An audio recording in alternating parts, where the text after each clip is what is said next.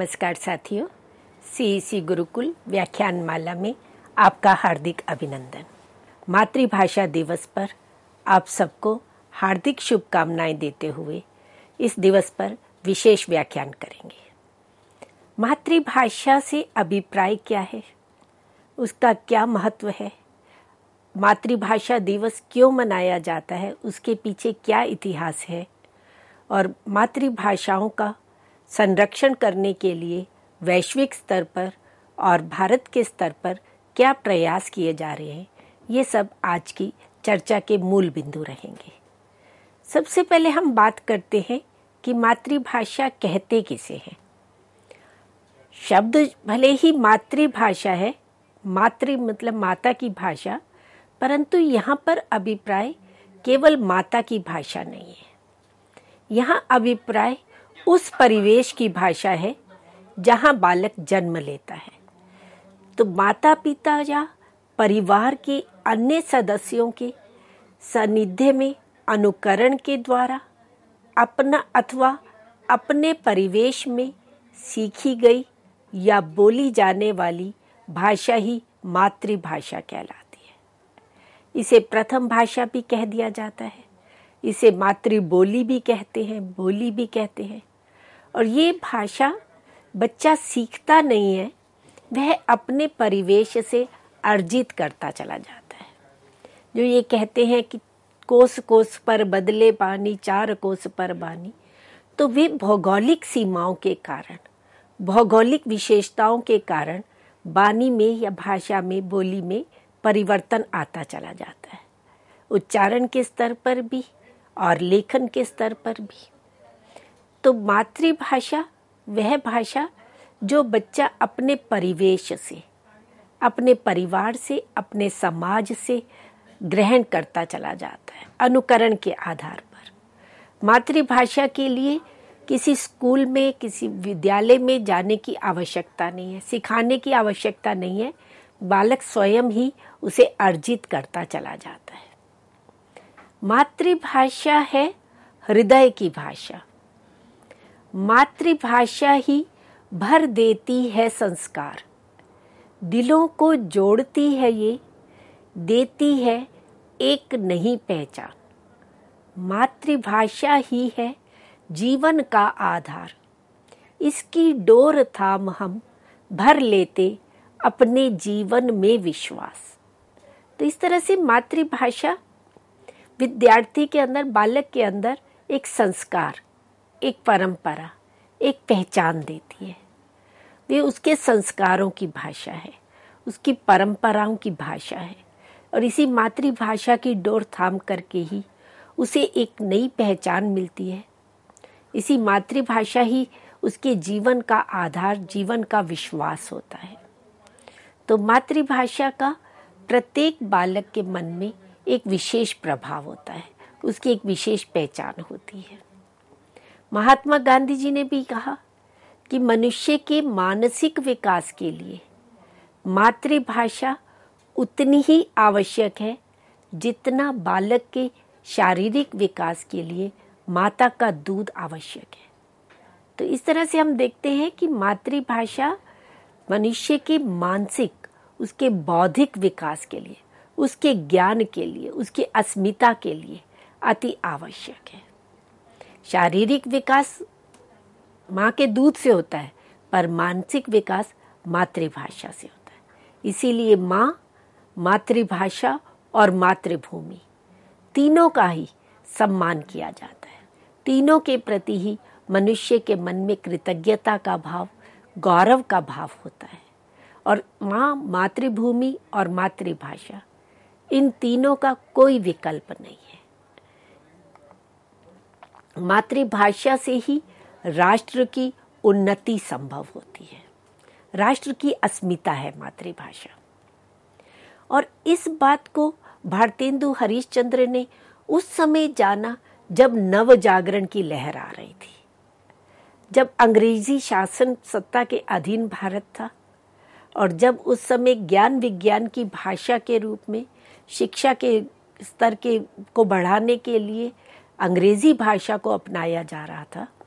और शिक्षा का माध्यम अंग्रेजी भाषा बन रही थी। और ये कहा गया कि जो हिंदुस्तान की भाषाएं हैं वे पिछड़ी हुई हैं, यहाँ का ज्ञान पिछड़ा हुआ है। तो ज्ञान विज्ञान के क्षेत्र में अपने आप को यदि आगे बढ़ाना है तो अंग्रेजी सीखनी होगी। और इसी का विरोध करते हुए और अपनी भाषा की पहचान देखते हुए, अपनी भाषा की अस्मिता का ध्यान रखते हुए भारतेंदु हरीशचंद्र ने कहा कि निज भाषा उन्नति आहे सब उन्नति को मूल, बिन निज भाषा ज्ञान के मिटे नहीं एको सूल। निज भाषा से यहाँ अभिप्राय अपनी भाषा, अपनी मातृभाषा, अपने राष्ट्र की भाषा, वे भाषा जो राष्ट्र की पहचान है, जो हमारी अस्मिता है। और इस भाषा की अगर हम उन्नति करते हैं, यदि हम अपनी भाषा में व्यवहार करते हैं, अपनी भाषा में शिक्षा ग्रहण करते हैं, तो उससे संपूर्ण समाज की, संपूर्ण राष्ट्र की उन्नति होती है। तो अब मातृभाषा जो है वे उन्नति का मूल है।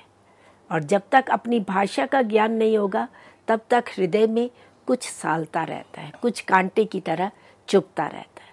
तो इस तरह से नव जागरण के अग्रदूत भारतेंदु हरीशचंद्र ने उस समय, आज से 200 साल पहले, अपनी भाषा की कीमत पहचानी और भारतवासियों को अपनी भाषा में व्यवहार करने के लिए, अपनी भाषा में शिक्षा अर्जित करने के लिए, अपनी भाषाओं का सम्मान करने के लिए प्रेरित किया।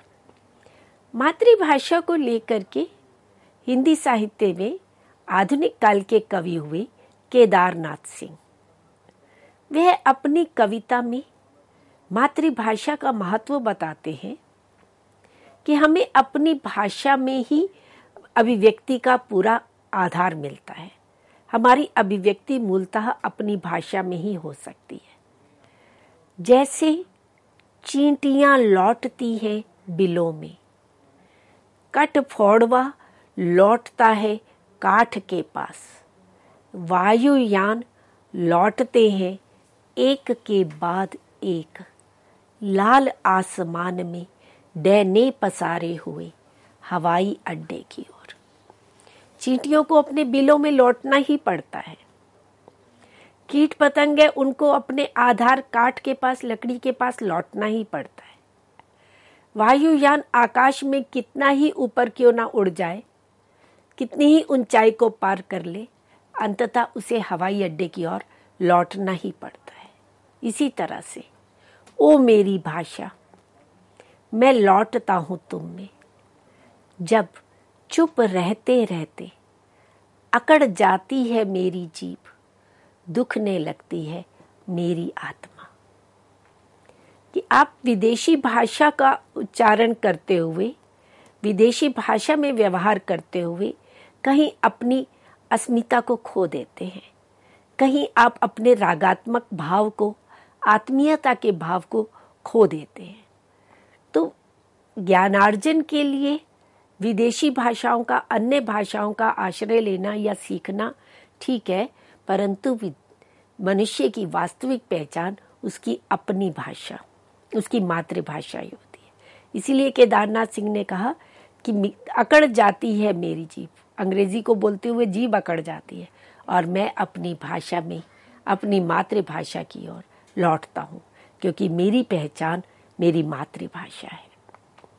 तो इस तरह से मित्रों, अब हम बात करते हैं कि मातृभाषा का महत्व किन किन क्षेत्रों में है। परिवार के संदर्भ में, समाज के संदर्भ में, शैक्षिक संदर्भ में, जीविका उपार्जन के संदर्भ में, अपनी सांस्कृतिक पहचान के संदर्भ में, तो विभिन्न रूपों में मातृभाषा का महत्व है। मातृभाषा मूलतः मनुष्य की अभिव्यक्ति का एक सशक्त माध्यम है।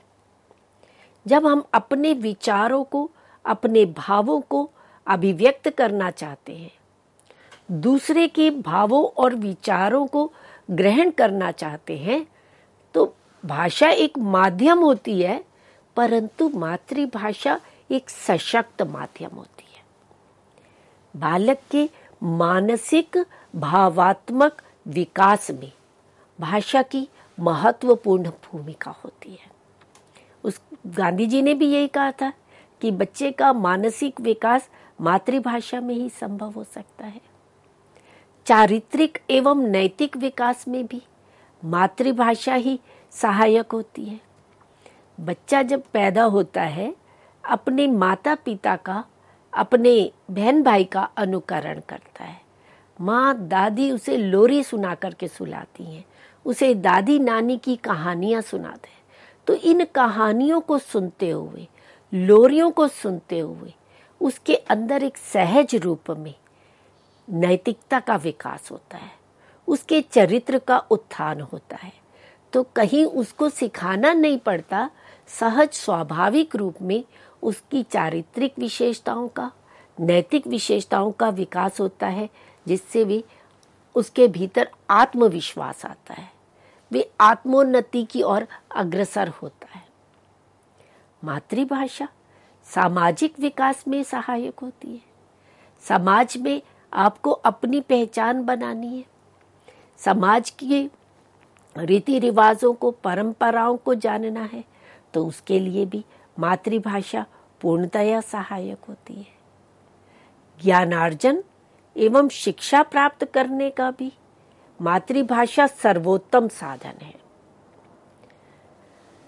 मातृभाषा से हम सहज ही किसी भी विषय का ज्ञान प्राप्त कर सकते हैं, चाहे वे विज्ञान हो, दर्शन हो, गणित हो, भूगोल हो, किसी भी विषय का ज्ञान प्राप्त करने का सर्वोत्तम साधन मातृभाषा है। उसको रटना नहीं पड़ता, उसको कहीं कोई कृत्रिम साधनों का सहारा नहीं लेना पड़ता। वे विषय को भाषा के माध्यम से स्वतः ही हृदयंगम कर लेता है। मातृभाषा संस्कृति की संवाहिका होती है। संस्कृति संस्कारों की भाषा, हमारी वेशभूषा, हमारी परंपराएं, हमारे रीति रिवाज, हमारे पर्व उत्सव, ये सब संस्कृति के ही अंग हैं। तो इस तरह से भाषा से ही हमारी सांस्कृतिक पहचान बनती है। हम विदेश में कहीं जाते हैं तो अपनी वेशभूषा से, अपने रहन सहन से, अपनी भाषा से ही पहचाने जाते हैं। तो इस तरह से संस्कृति की संवाहिका भाषा होती है, और यही भाषा पीढ़ियों को जोड़ती है, पीढ़ियों के अंतराल को समाप्त करती है। भाषा के माध्यम से आने वाली पीढ़ी अपने पूर्वजों का सम्मान करना सीखती है, अपनी परंपरा को, अपनी संस्कृति को ग्रहण करती है, उसके प्रति सम्मान का भाव रखती है। तो इस तरह से मातृभाषा जो है वो संस्कृति की संवाहिका होती है। मातृभाषा आर्थिक संपन्नता का भी आधार होती है। विश्व में कहीं भी चले जाएं, अपनी भाषा को साथ लेकर के जाते हैं। जैसे हम देखें, जब भारत आज़ाद नहीं हुआ था, स्वतंत्र नहीं हुआ था, तो यहाँ से अनेक बिहार के, बंगाल के अनेक मजदूरों को त्रिनिदाद में, मॉरिशियस में, वहाँ पर फिजी आदि में ले जाया गया। जब वे गए तो वे अपने साथ अपनी भाषा, अपनी संस्कृति को लेकर के गए, और वहाँ जाकर के उन्होंने भोजपुरी, आज देखिए मॉरिशियस में, त्रिनिदाद में, फिजी में भोजपुरी भाषा अधिकांशतः लोग जानते पहचानते हैं। पंजाब से अनेक लोग कनाडा गए तो वहाँ जाकर के उन्होंने यहाँ के रहन सहन, यहाँ की वेशभूषा, खान पान को अपनी आजीविका का साधन बनाया। बाहर जाकर के अनेक रेस्टोरेंट खोले और उनमें भारतीय भोजन, यहाँ के गुजरात का ढोकला, फाफड़ा जलेबी, महाराष्ट्र का बड़ा पाव और गुजरात का और बिहार का लिट्टी चोखा आदि, पंजाब का राजमा चावल आदि, समोसा आदि, तो अनेक खान पान की वस्तुओं की वहाँ पर बड़ी मांग हुई। तो इस तरह से आर्थिक संपन्नता भी प्राप्त हुई, उनको रोजगार भी मिला और भाषा का भी प्रचार हुआ, और भाषा के साथ साथ राष्ट्र की पहचान भी दूसरे देशों में, वैश्विक धरातल पर हुई। मातृभाषा से मानव चेतना तो जागृत होती ही होती है, उसके साथ साथ लोक चेतना के विकास में भी मातृभाषा सहायक होती है। समय के साथ साथ अनेक शब्द जब प्रयोग में नहीं रहते तो वे अपना अस्तित्व, अपनी सत्ता को खो देते हैं। उनका प्रयोग, शब्दों का भी प्रयोग बंद हो जाता है। और अनेक वस्तुएं भी ऐसी हैं, अनेक साधन ऐसे हैं जिनका प्रयोग धीरे धीरे टेक्नोलॉजी के विकास के कारण बंद हो जाता है। जैसे पहले चक्की चलाना हर घर में आम था, सबके घरों में चक्की चलती थी, घर में गेहूं पीसा जाता था, प्रतिदिन का एक नियम था। पर अब मशीनें आ जाने से सीधा घर में आटा आता है, तो अब चक्की घर में नहीं दिखाई देती है। तो वर्तमान जो पीढ़ी है, जो आगे पीढ़ी है, वो तो चक्की को जानती भी नहीं है। परंतु जब साहित्य को पढ़ते हैं, जैसे कबीर कहते हैं, चलती चक्की देख के दिया कबीरा रोए, दो पाटन के बीच में बाकी बचा न कोई। तो वो चक्की शब्द से आज हम कैसे उसको पहचानेंगे? इससे हमारी लोक चेतना जागृत होती है। साहित्य में ऐसे लोक के शब्द, आंचलिक शब्दों का, देशीय शब्दों का बहुत प्रयोग होता है और वह शब्द पीढ़ियों से आगामी पीढ़ियों में हस्तांतरित होते हैं, स्थानांतरित होते हैं। जैसे जायसी देवंगरा शब्द का प्रयोग करते हैं। दवंगरा क्या है? द्वार के बीच में।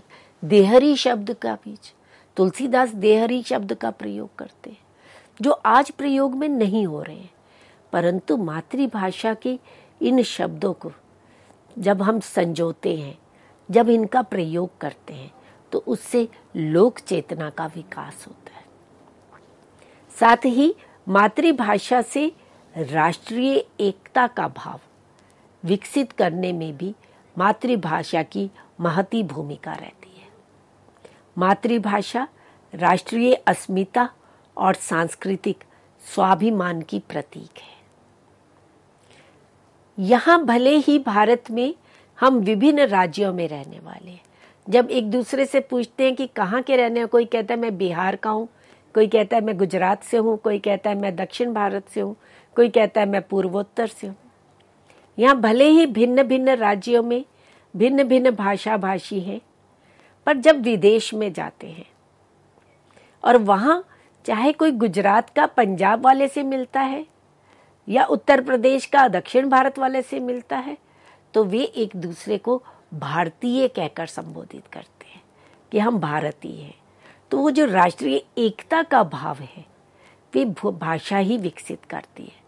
तो वहाँ फिर वे अपनी भाषा में ही बात करते हैं। तो इस तरह से राष्ट्रीय अस्मिता और सांस्कृतिक स्वाभिमान की प्रतीक मातृभाषा होती है।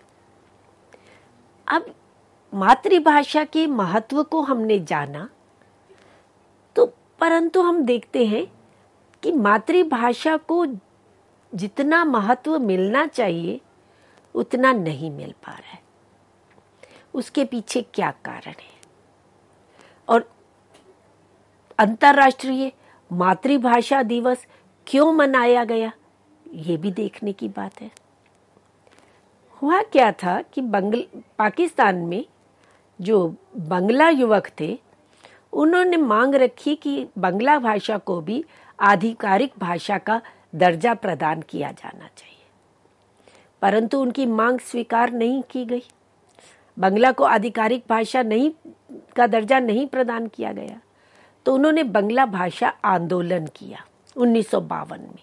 ढाका में ये आंदोलन हुआ और अपनी भाषा के प्रति एक गौरव का भाव, अपनी भाषा के प्रति एक सम्मान का भाव रखते हुए उन्होंने बंगला को आधिकारिक भाषा बनाने की मांग की। जब वे मांग पूरी नहीं हुई और वे धरने पर बैठ गए, तो पुलिस के द्वारा उन पर गोलियां चलाई गई। तो अनेक बंगाली युवक उस समय मारे गए और फिर इस मांग को यूनेस्को तक पहुंचाया गया और यूनेस्को द्वारा 17 नवंबर 1999 को मातृभाषा दिवस मनाए जाने की स्वीकृति प्रदान की गई अंतर्राष्ट्रीय स्तर पर। और 21 फरवरी 2000 से अंतर्राष्ट्रीय मातृ दिवस मनाना प्रारंभ हुआ। अब प्रश्न उठता है कि 21 फरवरी ही क्यों? जब नवंबर 1999 में संयुक्त राष्ट्र संघ में ये निर्णय हो गया, वहां स्वीकृति मिल गई, अंतर्राष्ट्रीय मातृभाषा को पहचान मिली, फिर 21 फरवरी तक प्रतीक्षा क्यों की गई? वास्तव में जो ढाका में बांग्ला भाषा को लेकर के आंदोलन हुआ था, उसमें जो अनेक युवकों की हत्या ही कहेंगे कि वो हत्या हुई थी, वे अपनी भाषा के सम्मान के लिए जो शहीद हो गए थे, तो वह दिन 21 फरवरी का दिन था। और कनाडा निवासी बांग्लादेशी रफीकुल इस्लाम द्वारा प्रस्तावित किया गया कि अगर अंतर्राष्ट्रीय मातृभाषा दिवस मनाना ही है तो उन शहीदों की शहादत को समर्पित किया जाना चाहिए। तो इसलिए 21 फरवरी आज का दिन उन शहीदों को भी समर्पित है जिन्होंने अपनी मातृभाषा को आधिकारिक दर्जा प्रदान करने के लिए अपने प्राणों की आहुति दे दी। तो इसीलिए अंतर्राष्ट्रीय मातृभाषा दिवस 21 फरवरी को मनाया जाता है। और इसको मनाने के पीछे उद्देश्य क्या है? क्यों वैश्विक स्तर पर मातृभाषा दिवस मनाने की आवश्यकता पड़ी? क्योंकि विश्व में अनेक भाषाएं हैं, बहुभाषा भाषी हैं, और विविध देशों में विविध भाषाओं में व्यवहार जो है नहीं हो पा रहा। तो विश्व में भाषाई एवं सांस्कृतिक विविधता को और बहुभाषिता को बढ़ावा देना मुख्य उद्देश्य रहा। वैश्विक स्तर पर लोगों के भीतर भाषाओं के प्रति लगाव उत्पन्न करना, एक भाषाओं के प्रति रुझान उत्पन्न करना भी इसका मूल उद्देश्य रहा। संयुक्त राष्ट्र संघ की एक बहुत बड़ी चिंता है कि अनेक भाषाएं धीरे धीरे प्रयोक्ताओं की कमी होने से लुप्त होती चली जा रही हैं। वैश्विक स्तर पर जहां पहले 7000 भाषाएं बोली जाती थी, 6000 हुई, अब वी भाषा 43% भाषाएं लुप्त होती जा रही हैं या लुप्त होने के कगार पर हैं।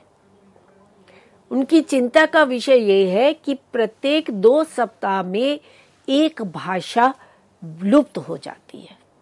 उस भाषा के प्रयोक्ताओं का अभाव होता चला जा रहा है। किसी एक भाषा का मरना केवल उस भाषा का समाप्त होना ही नहीं है। एक भाषा का मरना, एक भाषा का समाप्त होना, एक पूरी संस्कृति का समाप्त होना है, एक पूरी विरासत का मिटना है, एक पूरी परंपरा का समाप्त हो जाना है। तो इस तरह से लुप्त हो रही भाषाओं के संरक्षण को बढ़ावा देना इसके पीछे मूल उद्देश्य है। सांस्कृतिक और बौद्धिक विरासत, अपनी भाषाओं को बचाना भी इसका उद्देश्य है। विभिन्न भाषाओं की सांस्कृतिक विविधता और महत्व के विषय में लोगों में जागरूकता बढ़ाना। प्रत्येक भाषा की अपनी संस्कृति होती है, वो अपने भीतर अनेक सांस्कृतिक वैविध्य को लेकर आती है, उसका अपना एक सांस्कृतिक महत्व होता है। तो उसके प्रति जागरूकता बढ़ाना भी उद्देश्य है। न केवल अपनी मातृभाषा के प्रति रुचि जागृत करना, अपितु अलग अलग मातृभाषाओं के बारे में भी जानकारी प्राप्त करने की रुचि जागृत करना भी इसके पीछे उद्देश्य है।